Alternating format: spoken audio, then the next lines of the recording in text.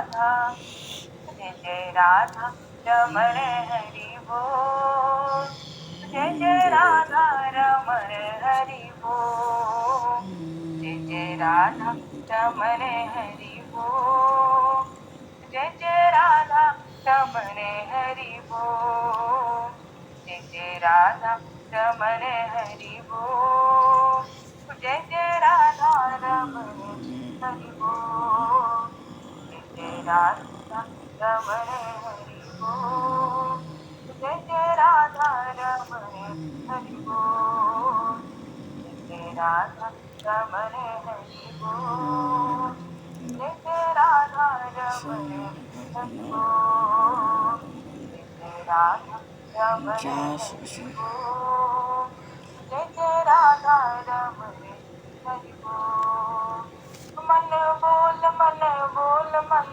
बोल मन बोल मन बोल मन बोल मन बोल मन बोल जय जय राधा रमण हरि बोल जय जय राधा रमण हरि बोल जय जय राधा रमण हरि बोल जय जय राधा रमण हरि बोल जय जय राधा रमण हरि बोल जय जय राधा रमण हरि बोल जय जय राधा रमण हरि बोल जय जय राधा रमण हरि बोल जय जय राधा रमण हरि बोल जय जय राधा रमण हरि बोल जय राम रानी लाल राधा वल्लभ लाल जय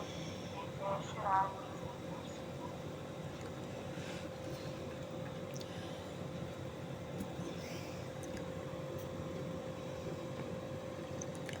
हरिशरण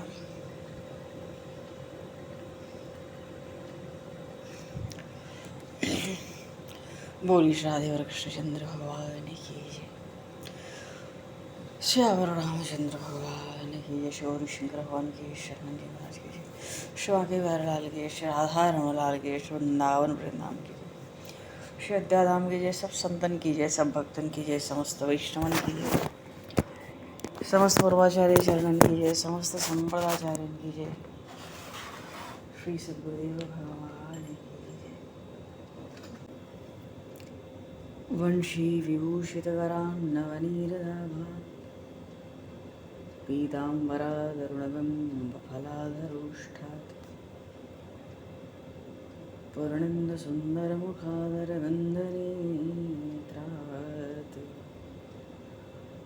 कृष्णात् परं किमपि तत्त्वमहं न जाने। कृष्णात् परं किमपि तत्त्वमहं न जाने। आज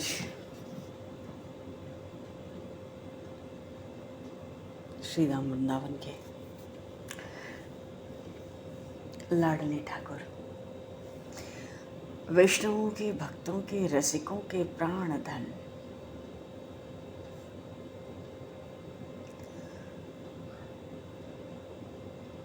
श्री निवासाचार्य प्रभु के महान शिष्य श्री गोपाल भट्ट जी, प्रभुपाद जी महाराज के लाडले श्री राधा रमण लाल जी का आज प्रागट्य उत्सव है। श्री धाम वृंदावन में श्री राधा रमण लाल जी का आज प्रागट्य उत्सव है और उस महामहोत्सव महाअभिषेक की सभी भक्त प्रेमियों को खूब मंगल बधाई है जी।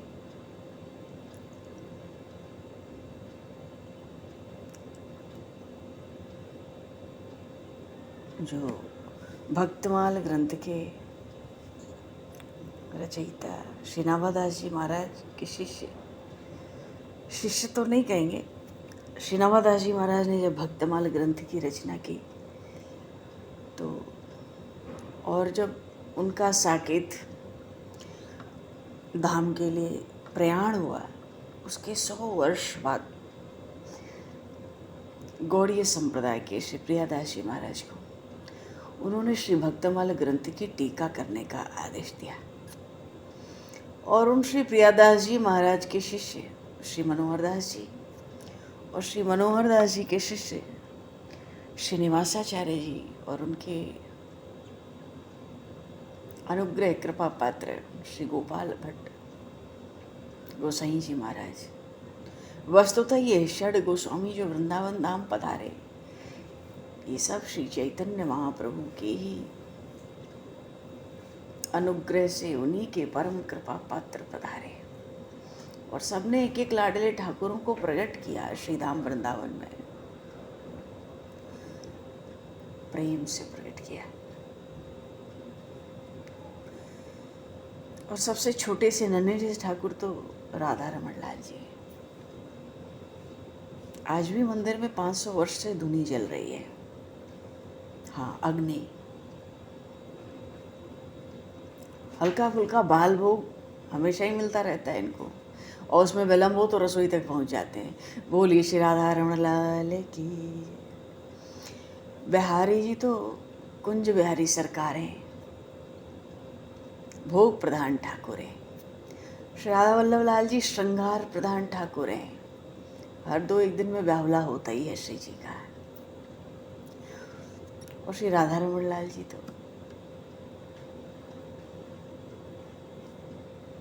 सबसे लाडले ठाकुर हैं, अनन्य से।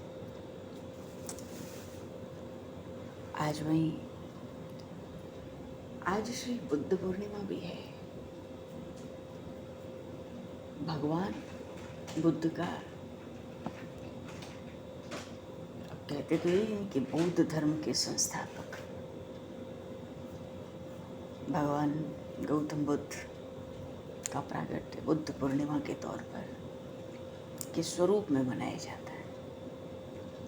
वैशाख शुक्ल पक्ष है, वैशाख की पूर्णिमा है।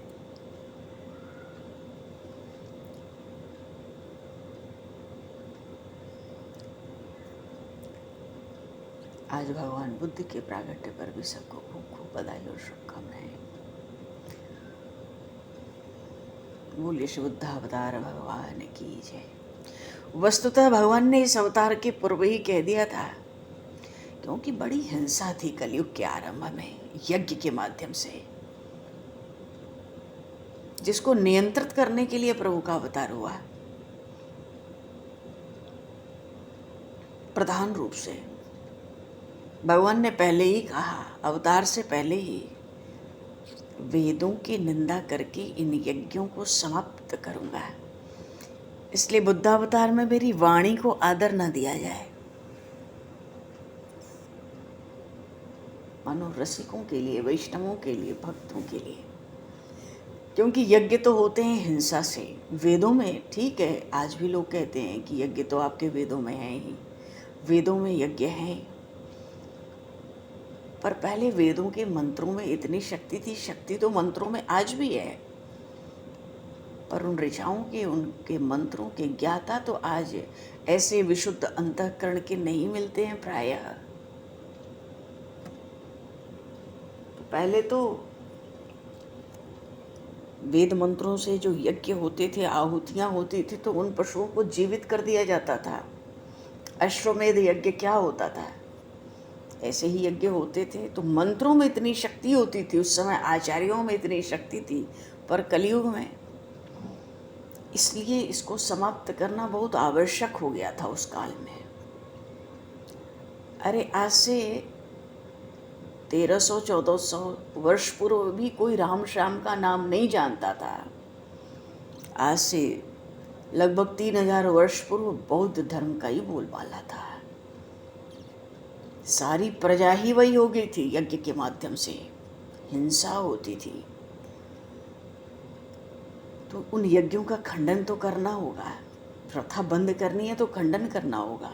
भगवान ने अवतार से पूर्व कहा, मेरी वाणी को आदर न दिया जाए। इसलिए भगवान बुद्ध के चरित्र में, उनके अपने जीवन चरित्र में वाणियाँ बहुत कम मिलती हैं हम लोगों के लिए। बोलिए श्री बुद्ध भगवान की जय। 2600 वर्ष पूर्व तक तो बौद्ध धर्म, जैन धर्म का इतना बोलबाला, सनातन धर्म नहीं था जी। तो आज से लगभग 2200-2400 वर्ष पूर्व भगवान शंकर से आग्रह किया, अवतार लो और सनातन धर्म की स्थापना करो। अभी कितना समय गया ही था, द्वापर के अंत में भगवान श्री कृष्ण का अवतार था और कलयुग तो आरंभ होते ही, युग धर्म है, युग है तो युग धर्म तो होता ही है, उसका प्रभाव होता है, उसको टाला ही नहीं जा सकता। भगवान आदि शंकराचार्य के रूप में भगवान शिव ने अवतार लिया। बोलिए श्री शंकर भगवान की जय। और सनातन धर्म की स्थापना हुई, वर्ण आश्रम धर्म की स्थापना हुई, उसका भी लोप हो चुका था। पर आज भी बौद्ध धर्म के साहित्य में हम जाएं, जैन धर्म के साहित्य को हम आज भी अगर देखें तो बहुत विशाल रामचरित्र बड़े विस्तार से उपलब्ध हैं। पर ठीक है, युग धर्म है, अपनी गति से ही युग भी चलता है। सब भगवान की आज्ञा में है। जीव कर्म करता ही नहीं, क्योंकि करना और कराना तो केवल परमात्मा को आता है, जीव को आता नहीं, आ सकता नहीं। इसलिए जीव को अपने ऊपर कर्म का बोझा नहीं ढोना चाहिए। महापुरुषों ने कहा है, गीता जी में भी भगवान ने कहा है,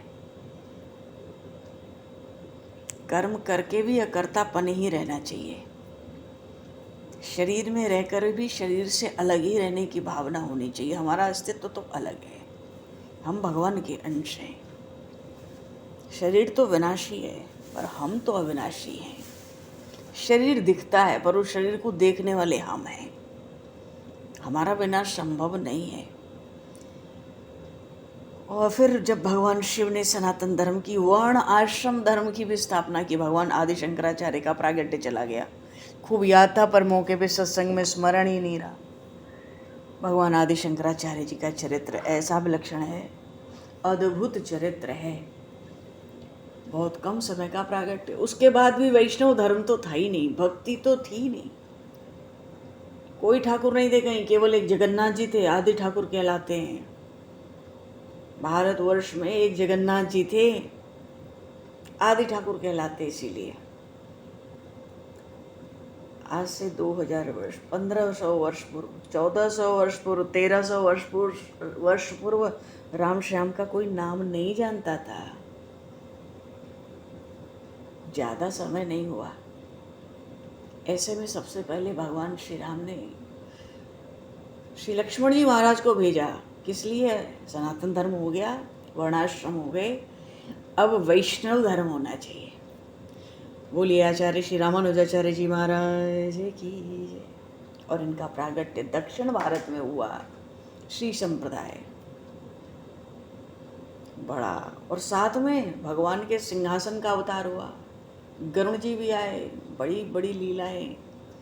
दक्षिण भारत से वैष्णव धर्म आरंभ हुआ और उनके 400 वर्ष, 350, 400 वर्ष पीछे भगवान श्री राम ने स्वयं उत्तर भारत में वैष्णव धर्म की स्थापना के लिए जगत गुरु आचार्य भगवान श्री रामानंदाचार्य जी महाराज के रूप में उनका प्रागट्य हुआ। बोलिए श्री आचार्य चरण की जय। उनके 12 महाभागवत शिष्य हुए। तो इधर उत्तर भारत से वैष्णवता और उधर दक्षिण भारत से, और द्रविड़ देश के आसपास विष्णु स्वामी संप्रदाय, माधवाचार्य संप्रदाय, निम्बार्क संप्रदाय, ये 4 संप्रदाय। और पीछे से गौड़ीय संप्रदाय, जिसको एक संप्रदाय में स्वीकार करने के लिए चतुष संप्रदाय के द्वारा उसकी गवाही श्री गोविंद देव जी महाराज ने दी थी। तब से इस गौड़ीय संप्रदाय को भी 4 संप्रदाय में शामिल किया है, 5वां संप्रदाय। तो भगवान ये जो हमारे श्री गोपाल भट्ट स्वामी जी महाराज हैं, ये सब षड गोस्वामी जो वृंदावन में हैं, ये सब गौड़ीय संप्रदाय, जिनके परमाचार्य हुए। उस समय तो नहीं था ये नाम, पर फिर भी सबने, गौड़ीय संप्रदाय के सब रसिकों ने, अनन्य प्रेमियों ने महाप्रभु भगवान श्री चैतन्य महाप्रभु को ही इसका परमाचार्य माना है। बोले श्री चैतन्य महाप्रभु की जय। चैतन्य महाप्रभु का ऐसा चरित्र है, और एक चरित्र थोड़ी है, वहाँ तो गीता रामायण से बढ़कर के चरित्र हैं भक्तों के केवल। और नवद्वीप उनका गढ़ रहा भक्ति का, प्रेम का और विलक्षण चरित्र। ऐसी प्रेम की गंगा, विशुद्ध केवल प्रेम, जहाँ ज्ञान का स्पर्श नहीं होता था, और परिकर के साथ उन्हीं के परम अनुग्रह प्राप्त ये 6 गोस्वामी श्री राम वृंदावन आए तो श्री सनातन गोस्वामी जी महाराज ने मदन मोहन ठाकुर जी को प्रकट किया, श्री रूप गोस्वामी पाद जी ने श्री गोविंद देव जी को प्रकट किया है, श्री गोपाल भट्ट गोसाई जी ने श्री राधा रमन लाल जी को प्रकट किया, श्री राधा दामोदर मंदिर, सब इन 6 गोस्वामियों ने तो गजब भक्ति और वैराग्य की जो नींव रखी, आज से लगभग 500-525 वर्ष पूर्व, उसी काल में, उनसे पूर्व के काल में भगवान ये हमारे श्री स्वामी श्री हरदास जी महाराज, इन्होंने बिहारी जी को प्रकट किया, श्री हरिवंश महाप्रभु ने श्री राधा वल्लभ लाल जी को प्रकट किया। उनके पीछे इन 6 गोस्वामियों का धीरे धीरे बंगाल देश से आगमन हुआ। आज वैशाख मास है, वैशाख मास की पूर्णिमा है, और इस पूर्णिमा का बहुत महत्व हमारे बहुत से पुराणों में गाया गया है। और इस पूर्णिमा के महात्म में सबसे विशेष रूप से बताते हैं, आज भगवान विष्णु के, भगवान नारायण के 1000 नामों से दूध से भगवान का अभिषेक। इतना आज जीव कर ले, कच्चे दूध से 1000 बार नाम लिया और 1000 बार अभिषेक किया, बैकुंठ धाम जाने का वो जीव अधिकारी हो जाता है, जो वर्ष में वैशाख पूर्णिमा पर विष्णु सहस्त्र नाम से भगवान का दूध से अभिषेक करता है। आज स्नान का भी बहुत महत्व है, पूरे वैशाख मास में स्नान का बहुत विशेष महत्व होता है, पर आज अंतिम दिन है, तो भाई आज काले तिल का हर तरह से प्रयोग होता है, जबकि अमावस नहीं है, पूर्णिमा है। फिर भी संध्या की आरती, आज कपूर की आरती होती है, क्योंकि ये बातें हमारे शास्त्रों पुराणों में लिखी हैं। अब हम अनादर करें तो कुछ नहीं कहा जा सकता। हम भगवत चिंतन में तल्लीन हैं तो फिर उसके आगे कोई दूसरी बात नहीं है, लेकिन जब तक हम तल्लीन नहीं हैं, जब तक शरीर और संसार की सुधि बनी भई है, हमारे परमाचार्यों ने, यहाँ तक कि भगवान ने स्वयं अपनी वाणी में वेद शास्त्रों पुराणों के अनुसार ही जीवन व्यतीत करने की, स्वधर्म पालन का दृढ़ता से आदेश दिया है।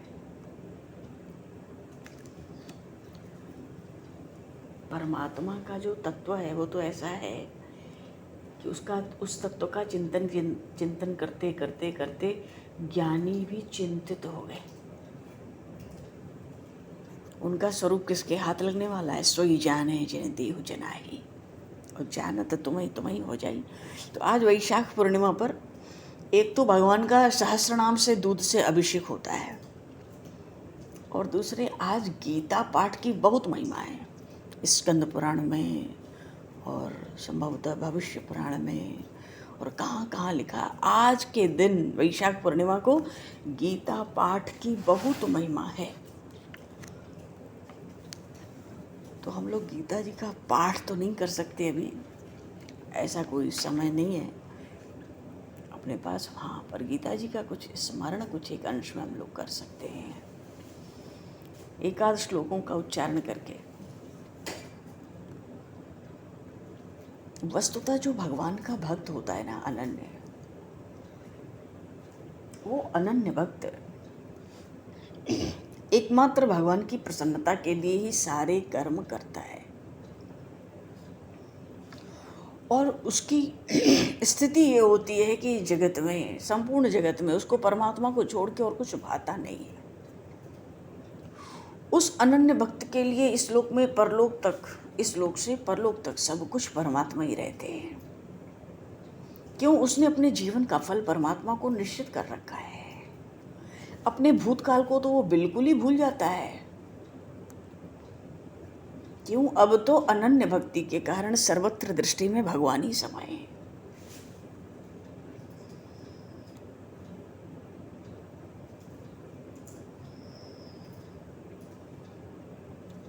भगवान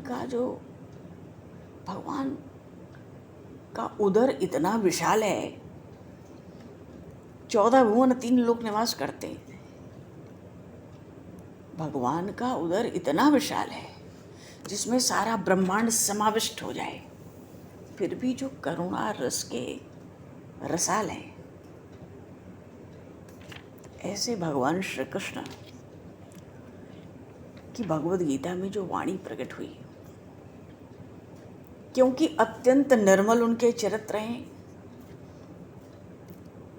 अनंत विश्व ब्रह्मांड में वो निष्कलंक हैं, अतिशय कृपालु दयालु, और शरणागत की रक्षा तो विशेष रूप से करने वाले। देवताओं को थोड़ा कष्ट हो तो तुरंत सहायता करना सहज स्वभाव है उनका। और विश्व का लालन पालन, सृष्टि प्रलय, ये तो लीला ही है। भक्तों की रक्षा खेल बना के रखते हैं, पर उन भगवान के जो यश हैं, उनकी जो कीर्ति है, उनका जो धर्म है, सब कुछ अत्यंत निर्मल। भगवान भीतर से तो अत्यंत सरल है, उदारता की सीमा ही नहीं है, फिर भी भक्त वत्सल है। अपने प्रेमी भक्तों का भगवान पक्ष करते हैं।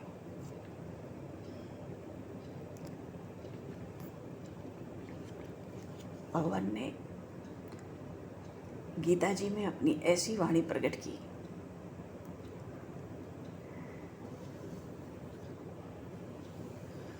मैया वेश्य मनो ये माम नित्य युक्ता उपासते। गीता जी में भगवान ने कहा 12वें अध्याय में,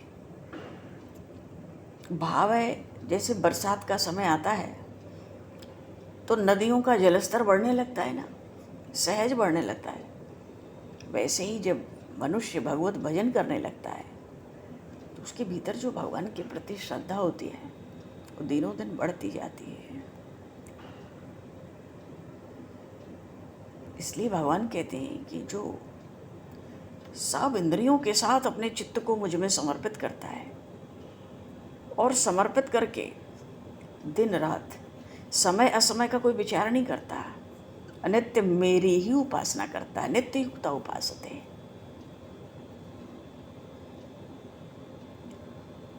मानो जो भक्त अपना सर्वस्व प्रभु को ही समर्पित करते हैं, भगवान श्री कृष्ण ने अर्जुन जी से कहा योग युक्त तो मैं उन्हीं को समझता हूँ, और ऐसे भक्त सर्वभूत हिते रताः।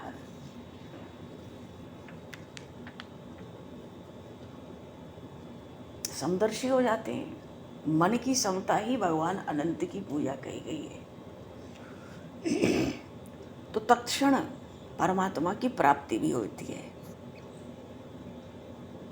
और ज्ञान का मार्ग कैसा? अजी कोई कहे, कोई पर्वत को निगलने के लिए अपना मुख फैलाकर पर्वत को निगलने के लिए पर्वत की ओर दौड़े तो क्या उसका मुंह फट नहीं जाएगा? भगवान ने स्वयं 12वें अध्याय में कहा है कि जो लोग योग के मार्ग पर चलते हैं उनके हिस्से में अधिक से अधिक दुख ही रखा रहता है। अब कोई सोचे हाथ के सहारे तैर के समंदर पार करेंगे, कोई सोचे आकाश में तो हम पैदल चल के दिखाएंगे,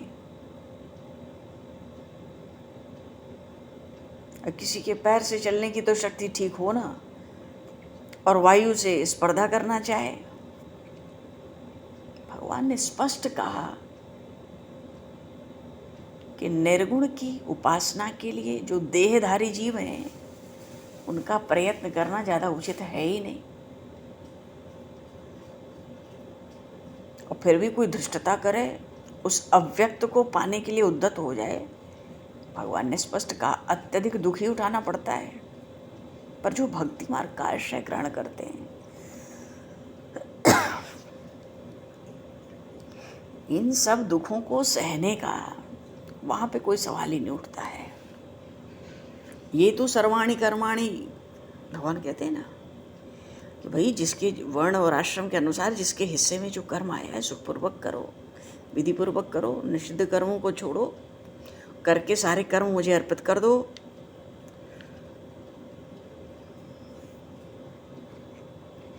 कर्म करो और मुझे समर्पित कर दो, मानो अपने को करता तो मानना नहीं। तो भगवान कहते हैं ये मेरी एक अखंड उपासना है। एक बार नहीं, कई बार, कई जगह, कई अध्यायों में भगवान ने बात कही कि निष्काम भाव से कर्म करना और करके उसको मुझे समर्पित कर देना, ये मेरी एक अखंड उपासना है।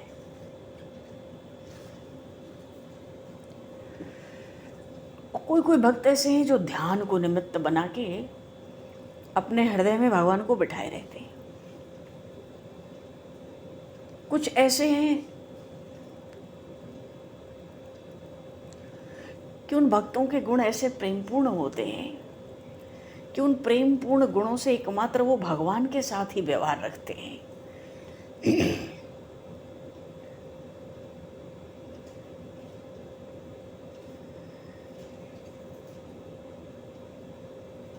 प्रेमपूर्ण गुणों से केवल भगवान के साथ ही व्यवहार रखना,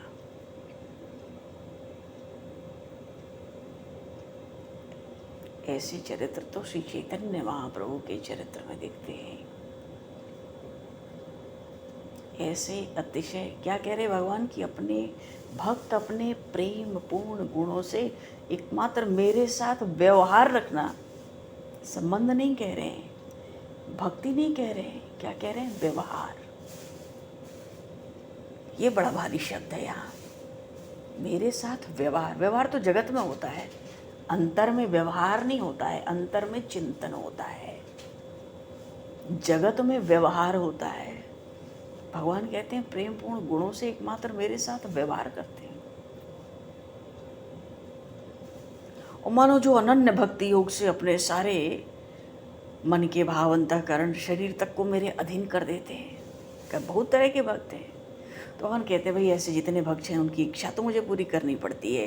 तेषामहं समुद्धरता मृत्यु संसार सागरात् भवमामि न चिरात् पार्थ मय्या वेशित चित्सा। तो भगवान भी क्या करते हैं, जब ऐसे अनन्य रस के भक्त मिलते हैं, भगवान कहते हैं भैया हमें भी करना ये पड़ता है कि कलयुग की जितनी बाधा है उन बाधाओं को दूर रखकर अपने भक्तों की रक्षा करने का, हे अर्जुन मैंने भी मानो पट्टा लिखा लिया है। और अगर न रक्षा करें भगवान ऐसे पट्टा लिखा कर, तो भगवान की भक्ति और संसार की चिंता दोनों बात कैसे होगी। भगवान खुद कह रहे दोनों का मेल भी तो नहीं है कोई। अब कोई बड़ा धनवान हो और उसकी पत्नी भिक्षा मांगने जाएगी। अरे भगवान का भक्त भगवान का प्रिय पात्र होता है, तो क्या भला भगवान उसकी लज्जा, उसकी लाज भगवान की लाज नहीं होगी।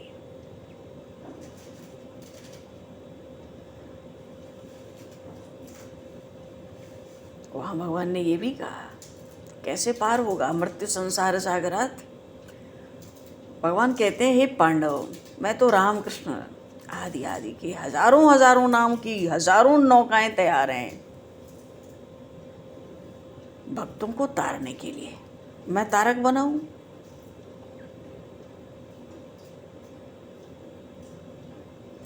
जो संसारी थे भगवान कहते हैं उनको तो मैंने नाम की नौकाओं में बिठा दिया।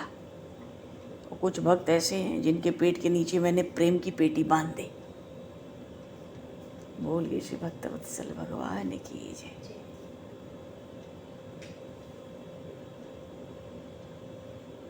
और जिन जिन लोगों ने मेरी भक्ति की उन सबको, और फिर चाहे वो पशु ही क्यों ना हो, मैंने अपना भक्त मानकर उन्हें वैकुंठ के साम्राज्य का स्वामी बनाया। तो मेरे भक्तों को किसी प्रकार की चिंता नहीं सताती। क्यों? मैं उनका उद्धार करने के लिए सदा तत्पर रहता हूँ। भक्त चित्त की वृत्ति भगवान को समर्पित करते हैं, मानो अपने प्रपंच के खेल में प्रभु को ही शामिल कर लेते हैं। इसलिए अर्जुन, तुम बुद्धि और मन दोनों प्रेम पूर्वक मुझ में रमण कराओगे ना, तो तुम मुझ में मिल जाओगे। अर्जुन जी बेचारे चुपचाप खड़े थे, कुछ बोले नहीं। भगवान ने कहा तुम मन बुद्धि दोनों लगा दोगे ना तो मेरे स्वरूप को प्राप्त कर लोगे। कौन सा? जो सर्वव्यापक स्वरूप है। अब मैं स्वयं अपनी शपथ देकर तुमसे कहता हूं, इस सिद्धांत में शंका वाली बात नहीं है। अर्जुन जी कुछ नहीं बोले। अथ चित्तम समाधातुम न शक्नोषि मयि स्थिरम अभ्यास योगे।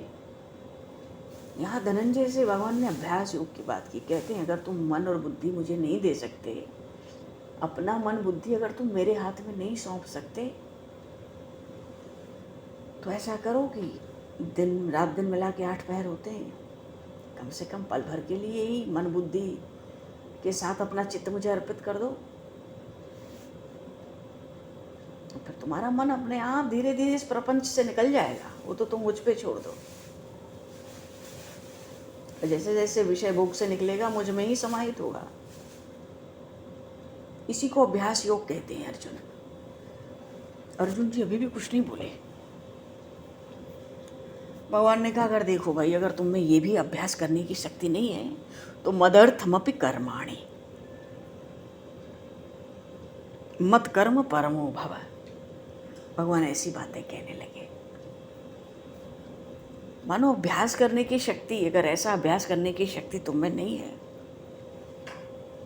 तो अपने कुल धर्म का पालन करते चलो। विधि निषेध का ध्यान रखना, क्या करने योग्य है और क्या नहीं करने योग्य है। क्योंकि आचरण करने की तो पूरी स्वतंत्रता है तुमको, तो ध्यान तो तुम्हें रखना पड़ेगा ना। मनसा वाचा कर्मणा, जो शरीर से जो भी तुम्हें कर्म होते हैं उनको कभी ये मत कहना कि ये कर्म मैंने किया है। क्योंकि भैया करना कराना तो केवल परमात्मा ही जाने है। क्यों? विश्व के संचालक हैं।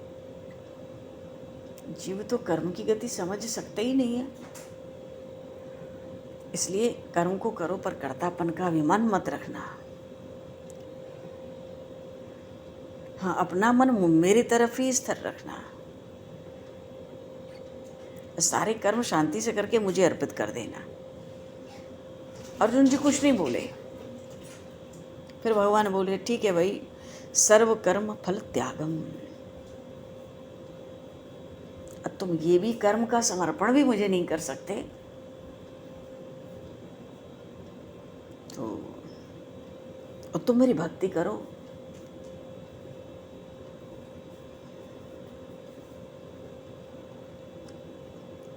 भक्ति में कहते हैं कोई कर्म है प्रवृत्ति का, तो कर्म के आरंभ में और कर्म के अंत में सारी बुद्धि भगवान को के स्मरण में लगा देना चाहिए। पर भगवान समझते हैं अर्जुन के लिए ये भी कठिन होगा। प्रभु कहते हैं उसको भी रहने दो। यदि मेरा ध्यान एक किनारे लगा दिया जाए तो भी काम चल सकता है। अर्जुन जी बस सुन रहे हैं प्रभु को। प्रभु कहते हैं नहीं नहीं, ध्यान भी छोड़ो तुम, कर्म भी का समर्पण भी छोड़ो, मन बुद्धि भी नहीं लगेगा तुमसे, छोड़ो। तुम इतना तो कर सकते हो ना अर्जुन कि जिस समय तुम्हारे द्वारा जो जो कर्म हो उसी समय उन सब कर्मों के फलों का परित्याग कर दो। कर्म होते जाए, उनके फल को त्यागते चलो। वृक्ष पर, बेलों पर जो फल लगते हैं आखिर नीचे ही तो गिरते हैं, वो भी तो नीचे गिरा देते हैं। तो जो जो कर्म सिद्ध होते जाए उनका तुम परित्याग करते चलो।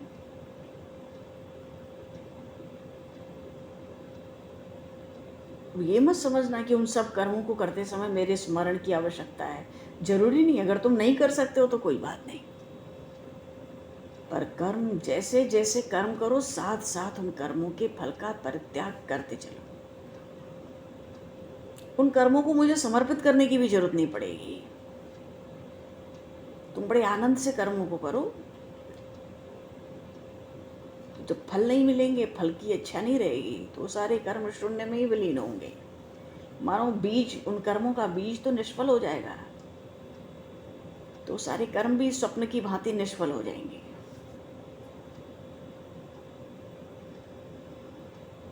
भगवान ने कहा कि ये बात जो तुमसे कही है अर्जुन, संपूर्ण योगों में सर्वाधिक श्रेष्ठ योग है,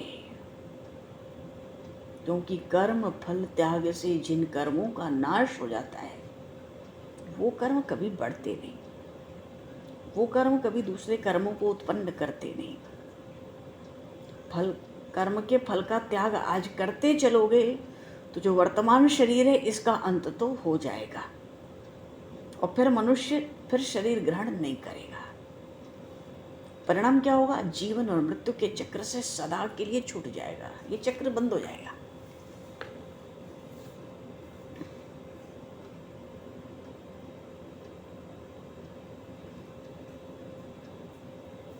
और अगर अभ्यास की सीढ़ी पर कोई चढ़े तो ज्ञान प्राप्त कर सकता है, ज्ञान की साधना हो जाए तो ध्यान की प्राप्ति कर सकता है, और जिस समय ध्यान में संपूर्ण वृत्तियां रंग जाती हैं, सारे कर्म मनुष्य से दूर हो जाते हैं। तो ऐसे भी कर्मों के दूर हो जाने पर भी उसके फल का परित्याग हो जाता है। फल का त्याग हो जाए, कर्म के फल का त्याग, तो पूर्ण शांति मनुष्य के अधीन हो जाएगी।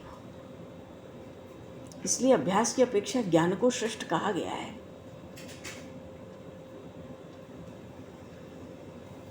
ज्ञान का अभ्यास भगवान ने कहा विशिष्ट थे,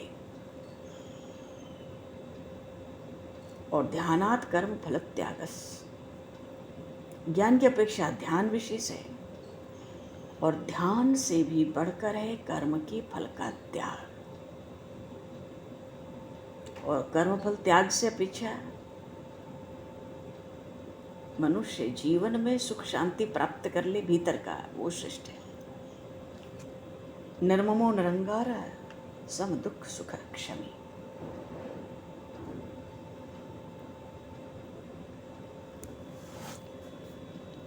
तो ऐसी सुंदर बात भगवान ने कितने विकल्प सुना दिए अपने सखा अर्जुन को।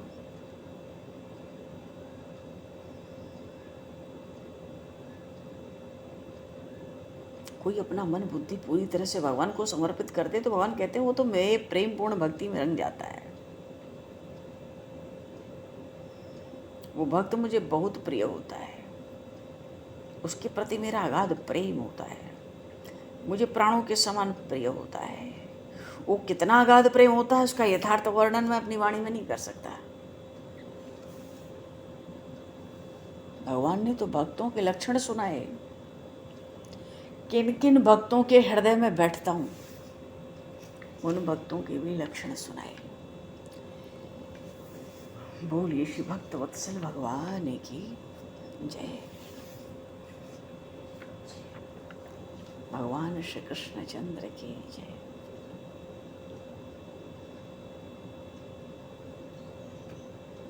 ऐसे भगवान भक्तों पे निरंतर ही करुणा करते हैं। अकारण करुणा वरुणालय भगवान का एक नाम है।